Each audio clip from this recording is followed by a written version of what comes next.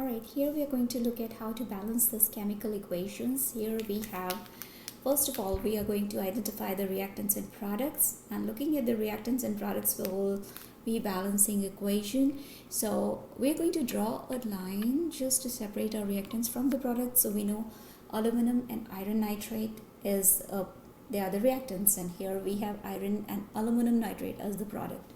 So we are going to take into account atoms for each element on both the sides of the equation, the reactant and the product side. So we have the same elements present on both the sides, aluminum on this side and then aluminum on the product side. Then we have iron on the reactant and then we have iron on the product. And another thing is, this is an example of polyatomic ion. So nitrate is the group. We will consider this group as it is, otherwise it will be very complex to balance the equation. So there are two nitrate groups we are going to be writing down, or you can just say 2 here, and then we have the 3 nitrate group here, so we just write down 3, and then the rest of the if there is nothing down here, we consider it to be as one atom, so it means 1. We usually don't represent 1, and then on the side is 1. Iron on the side, if nothing is done down here, it means 1. So 1 atom on each side. We are going to begin from the complex equation first, okay, the complex polyatomic ion. So we do see that there are 2 nitrate and here are 3 nitrate group. Then what should we multiply 2 with and 3 with? Both becomes equal on the reactant and product side. So we are going to be thinking of the simplest whole number. We multiply 2 with, and here on the side 3 with, so that would be 2 times 3, and it would be 6. Same thing, 3 times 2, it will be 6. So it means we have to place a 3 here and a 2 here. Now we are going to again recount the atoms, because anytime you place a number in the front, that changes everything inside.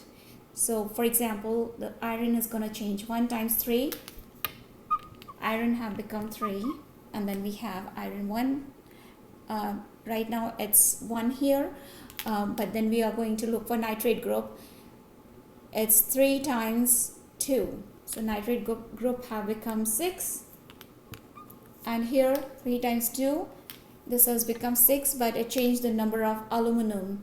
1 times 2.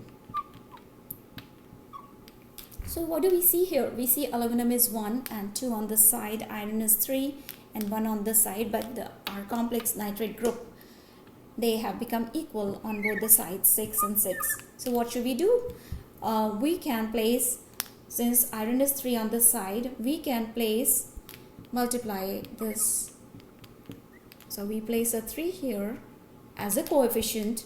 It's important to understand that we always place the number in the front as a coefficient to balance equations. So that will be 3. So we got our iron balanced on both the sides. Now we are left with aluminum, which is still unbalanced, 2 here and 1 here.